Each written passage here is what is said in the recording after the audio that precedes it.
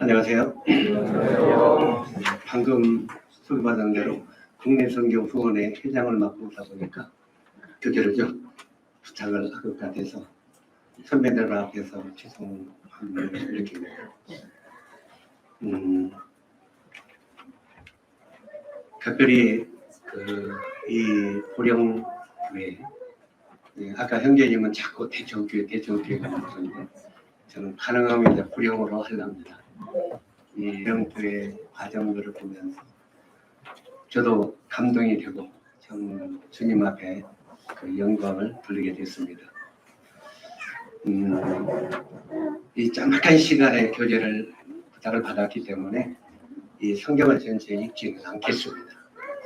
그래서 각별히 오늘 이 보령교회가 이곳에 건물을 구입해서 이 개축을 했죠.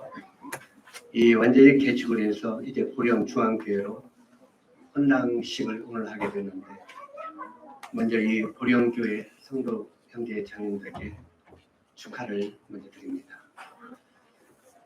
저는 이제 이 보령교회 이 건축 지금 여기까지 일어나는 과정들을 시작부터 지금까지 듣고 보고 하면서 이 많은 예화가 떠올랐어요.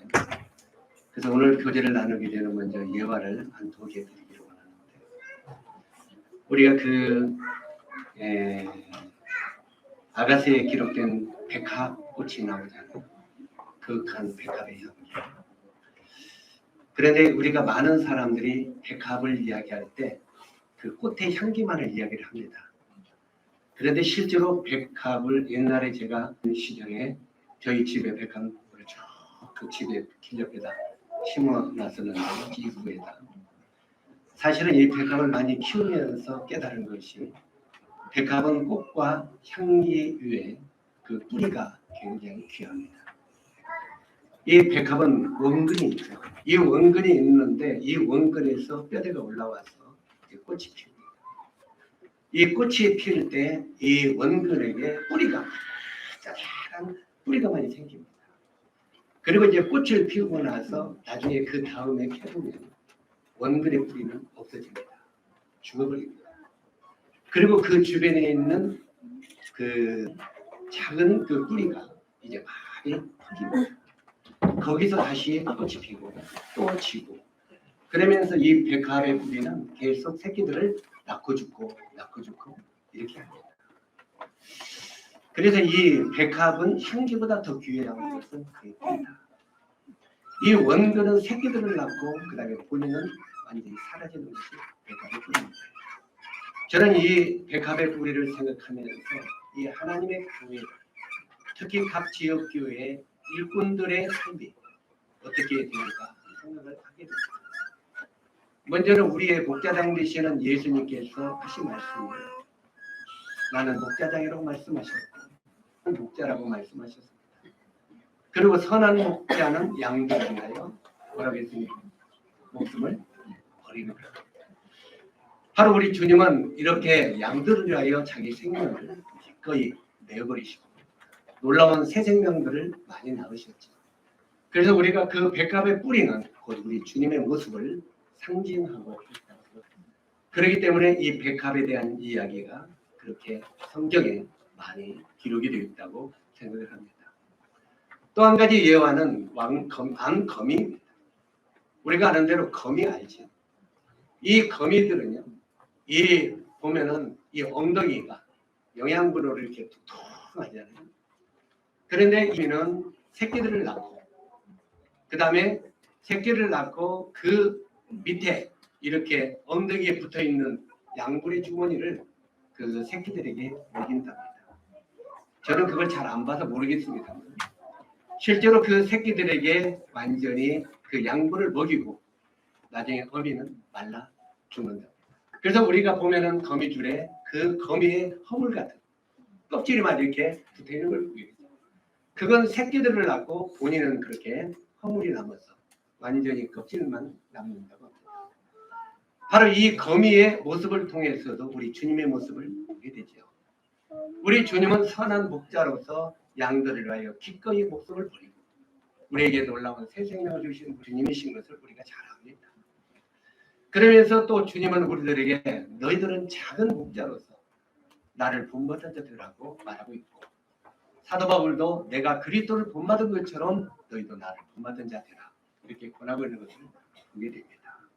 그런데 각별히 그 말씀들을 보면서 우리가 어떤 생각을 하게 됩니까? 정말 간 지역 교회를 정말 주님 앞에 성례가 받은 일꾼들의 자세들이 어떤 자세로 교회를 섬겨야 되는가 하는 것을 우리들에게 가르치고 있는 교훈이라고 생각을 합니다. 실제로 이 보령교회도 자세한 건 아까 우리 개정복을 하는 형제가 구체적으로 이야기를 안 했지만 우리 형제 자매님들은 많은 소문을 통해서 많이 알 것이라고 생각을 합니다. 기꺼이 교회 성도들의 자기 자신의 건강과 물질과 모든 것을 투자하는 일꾼들의 자세는 바로 우리 주님을 닮아가는 자세가 아닌가 생각을 합니다. 또 우리도 그렇게 주님을 섬겨야 된다고 생각을 합니다. 그렇게 해서 이제는 이 보령교회가 오늘 헌당을 갖게 되었습니다. 여기는 많은 일꾼들과 많은 사람들의 희생과 흩갈려 있는 것을 우리가 알 수 있죠. 저는 어제 오늘 이제 몇 교회에서 이렇게 전화를 받았습니다. 우리도 교회를 지으려고 하는데요. 지금 교회를 지금 살려고 하는데요. 국내 선교에서 좀 도와주면 이런 전화를 2차례를 받았습니다. 그래서 제가 기도는 하겠지만 후원해 주는 것은 노땡큐입니다. 그러면서 왜요? 먼저는 형제 자매님들이 집부터 팔으십시오. 자기가 가지고 있는 재산을 팔아서 최선을 다해서 헌신하고 그 다음에 이게 부족합니다. 그랬을 때 기꺼이 돕겠습니다. 그렇게 연락을 해 주었습니다. 잘했어요? 네. 가난을 전부 정복하라고 이게 하나님의 뜻이다. 그렇게 유언을 한 거 죽습니다. 그런데 우리가 여기서 와서 쭉 말씀을 보면은 19절에 유다는 철병거 때문에 이 거민들을 정복하지 못했다고 말합니다. 그 골짜기 거민들이 철병거가 있어서 그 골짜기 거민들을 정복하지 못했다. 그 다음에 21절을 보면 베냐민 지파는 여부수 사람들을 몰아내지 못하고 그들과 타협하면서 정착해 버렸다고 말하고 있습니다. 이것은 오늘날 주님이 우리 각자들에게 각 지역교회마다 줄로 재어진 구역, 곧 내가 맡고 있는 땅을 복음으로 정복해야 되는데 실제로 우리는 이 정복은 그들과 적당히 타협하면서 살아가려고 한다는 말입니다. 이런 혼돈과 교철에서 우리들은 어떤 삶을 살아야 하는가를 제시하는 것이 이 본문의 내용입니다. 그렇다면 이제 이면서 읽기는 안 했습니다만 이 사사기 1장 1절로 15절까지 쭉 말씀을 보면 이런 상황 속에서 우리는 어떻게 살아야 되는가 우리들에게는. 그래서 적어도 우리 동목경제님을 이름을 계속 불러서 그러면 오래가요. 그래서 이제 동목님을 주님이 어느 날 부르신 다음에 이 대천교회 바로 이 보령교회가 혼란이 일어날 수도 있고 부흥이 될 수도 있다는 것입니다. 그러면 부흥이 되기 위해서는 어떤 자세를 우리가 가져야 되느냐 하는 건 굉장히 중요합니다. 그래서 우리는 첫째 우리는 하나님께 엎드릴 줄 알아야 된다. 다시 말해서 하나님께 간절히 기도할 줄 알아야 된다는 것입니다. 우리들은 때로 우리 항상 기도해요 이렇게 말합니다. 그러나 정말 마음을 좋아요. 진실대로 진실되게 기도해야 된다는 것입니다. 1절에 보면 이스라엘 자손이 여호와께 묻자와 가로되 우리 중 누가 먼저 가서 가나안 사람들과 싸우리까 하고 말합니다. 이스라엘 하나님 앞에 혼란의 시기가 오니까 엎드립니다. 그리고 여호와께 묻자와 이렇게 말합니다. 이스라엘 백성들이 갈림길에 섰을 때 자신의 생각이나 주관에 의존하지 아니하고 하나님께 먼저 나갈 길을 또한 방향을 물어봤다는 것입니다. 이제 이 보령교회도 정말 만약에 언젠가는 우리 주님이 우리 일꾼되는 형제님을 불러가셨을 때 우리는 주님 앞에 그 방향을 무릎을 꿇고 물어봐야 된다는 겁니다. 주여 우리 길이 어디로 가니? 우리가 어떻게 해야 될 것인가 하고 방향을 잡아야 된다는 것입니다. 성경에서 하나님의 마음에 합한 사람 다윗을 보면요, 저는 굉장히 성경에서 다 좋아하지만 다윗과 야곱을 굉장히 좋아합니다. 왜냐하면 야곱은 꼭 저와 비슷한 사람이기 때문에 그렇습니다. 그런데 실제로 이 다윗도 보면은 사무엘상 23장 2절에 보니까 다윗 여호와께 묻자와 가로되, 이 사무엘상하 이런 지금 말씀들을 쭉 보면은 이 다윗의 일 살펴보면 다윗에게 나타난 제일 많이 기록된 단어가 다 여호와께 묻자와 가로되 이 단어입니다. 다윗이 여호와께 묻자와 가로되. 자, 다윗은요, 우리가 잘 아는 대로 실수도 많았고 죄도 범했고 또 그의 전 생애가 이제 하나님의 마음에 합한 사람으로 인정받게 된 근원은 여호와께 물어봤다는 것입니다. 다시 말해서 그가 성공할 때나 실패할 때나 어떤 상황이 그들에게 앞에 펼쳐더라도 주님 앞에 무릎을 꿇고 주님께 여쭈어 가로되 물어봤다는 것입니다. 우리가 구원받는 그리스도인은 이 신앙생활에 정말 귀중한 것은 이 단어입니다. 어떤 환경이 우리 앞에 가로막더라도 우리가 여호와께 묻자 가로되. 이것은 우리 불량교회 성도의 마음속에 다 깊이 받을 수 있었으면 좋겠습니다. 자, 우리의 삶 속에 힘들고 고통스럽고 혼미하고 앞이 보이지 않을 때 조용히 무릎을 꿇고 물어봐야 됩니다. 잠언 3장 5절로 6절에 보니까 너는 마음을 다하여 여호와께 의뢰하고 내 명철을 의지하지 말라. 너는 범사의 그를 인정하라. 그리하면 내 길을 지도하시리라. 우리 주님이 답을 이렇게 주셨다는 것입니다. 우리가 주님 앞에 참으로 무릎을 꿇고 물어보면 우리 주님이 우리 길을 예비하시고 그 길을 보여준다고 하는 것입니다. 그 다음에 마지막으로 두 번째, 미해결된 문제를 찾아야 된다는 겁니다. 이제 이 보령에, 바로 이 보령시에 우리가 아직 하나님 앞에서 해결되지 못한 이런 문제가 무엇인지를 찾아야 된다는 겁니다. 우리 보령교회 형제 이제 예배당을 지었으니까 모든 문제가 끝났으니까 이제 다음에 이 일이 우리에게 정말 준비돼야 됩니다. 여기에 보면은 이제 그 다음에 문제가 뭐였냐면 이스라엘에게는 여호수아의 지도 아래 가나안을 정복해 나갔는데 그런데도 유대 땅에서 가장 중요한 전술 요청지인 베색을 정복하지 못했다는 것입니다. 베색은 예루살렘의 다른 명칭입니다. 그러니 이 베색은 이스라엘에 있어서 얼마나 중요한 것이겠습니까? 이스라엘에서 제일 중요한 건 예루살렘이죠. 그런데 그 예루살렘을 정복하지 못했다고 하는 것입니다. 이게 굉장히 이 이스라엘 백성들에게 미해결된 과제였습니다. 그래서 이 미해결된 과제를 풀기로 한 것입니다. 이제 대천중앙로교회에게 미해결된 과제가 무엇인가를 이제는 조용히 이 행사가 마치고 나면 우리는 생각해 봐야 된다는 것입니다. 저도 교회, 지금 기름교회를 개척하고 섬기다가 나중에 이제 김제로 주님이 하도 강군해서 가는데 이제 김제에 가서 이렇게 걸어서 시내를 한 바퀴 돌아보니까 걸어서 40분이 안 걸리더라고요. 전주에서는 차를 타고도 2시간 만을 시내를 돌아야 돼요. 차를 타고도 차가 2시간 만을 돌아야 되는데 김제 가니까 걸어서 40분 어때요? 제가 김제에 딱 가서 그걸 걸어서 돌으면서 이야, 김제는 손바닥 안에 있소이다. 아주 이건 만만하게 보였어요. 진짜 만만하게. 그래서 걸어서 이렇게 40분 거리가 되었습니다. 그런데 주님이 영혼들을 붙이시는 게 시내에서는 하나도 안 되고 영혼들을 붙이시는 거예요. 동서남북 외곽에서 차가 한쪽에 가면 그냥 막 30분, 40분씩 가야 돼. 그런 거리에서 영혼들을 붙이는 거예요.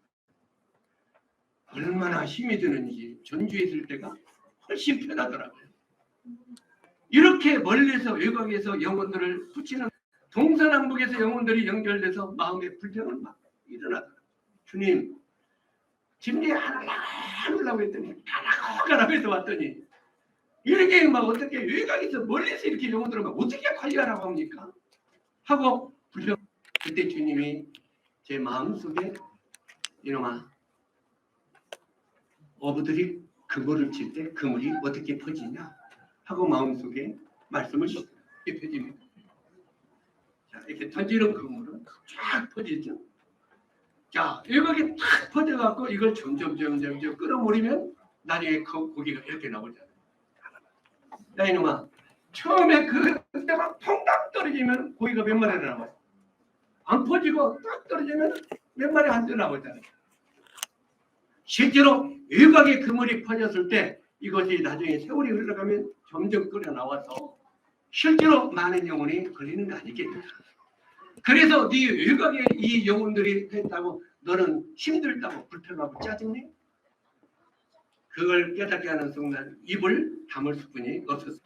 실제로 이스라엘의 가장 중요한 요청지는 배색을 정복하지 못했을 때 이제 그들은 그 배색에 강한 무사들이 진치고 때문에 정복하지 못했습니다. 그런데 이제 이스라엘 백성들이 이제 그걸 하나님이 깨닫게 하실 때 이스라엘 중심의 예루살렘이잖아요. 이걸 정복하지 못했을 때 뭐라고 했습니까? 오 하나님, 여기 배색에 누가 올라가야 됩니까?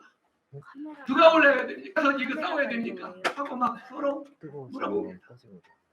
그때 하나님이 뭐라고 하십니까? 오늘 이 말씀 우리 같이 한번 따라서 해주세요.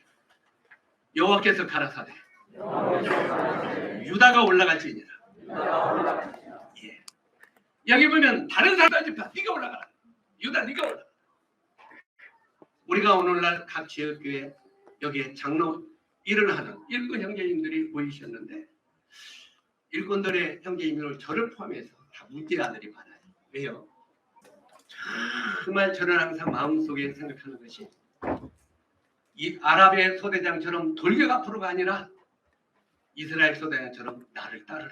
교회는 목회를 그렇게 해야 된다고 생각합니다. 한번 따라서 하세요. 나를 따르라. 나를 따르라. 먼저 앞장서서 일꾼들이 복음을 위해서 나가면서 나를 따르라 할 때 따르는 거지.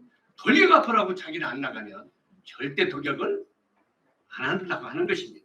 우리 형제자매들 이제 형제들만 한 식구들이 한 15명, 애들까지 20명 있다고 들었어요. 자, 이제 우리는 식구가 없어서 전도 못 온다고 하지 마십시오. 자, 대천 보령 식구들만 한번 따라서 하세요. 20명이면 적은 부대가 아니다. 항상 우리 너무 작았어요. 하지 마세요. 그들 마음이 얼마나 하나님의 마음으로 똘똘 뭉치냐에 따라서 이 보령교회 영혼들이 어떻게 차느냐 결과가 주어질 것입니다. 성경은 이제 이곳에 너를 강권해서 내 집을 채우라고 말합니다. 우리 사랑하는 대천교회 아니 보령교회 형제자 이제 시내를 중심으로 미해결 시내를 중심으로 영혼들을 전도하게 되기를 바랍니다. 그리고 두려워하지 마십시오. 이 성경의 믿음의 선지인들은 뭐라고 전부 다 말했습니까? 그들을 두려워하지 말라. 그들은 너희의 밥이다. 우리 한번 다 같이 따라서요. 그들은 너희의 밥이다. 밥은 먹으면 되죠. 절대 무서워할 거 없어요. 우리가 영혼들을 보면 우리 청년들 가서 전도하라고 보면은 넥타이 메고 참 멋지게 생긴 신사한테는 전도합니까? 무서워서 하지도 못하죠. 만만하게 자기보다 밑에 학생들 애들 자꾸 전도하죠. 왜? 그러나 세상 사람은 어떤 사람이 돼도 그들은 우리의 밥이라고 말합니다. 당당하게 복음을 전함으로 말미암아 이제는 이 보령교회가 이곳에 가득 영혼들이 찾는 지역교회가 되기를 바랍니다. 아멘. 이 말씀을 드리고 마칩니다.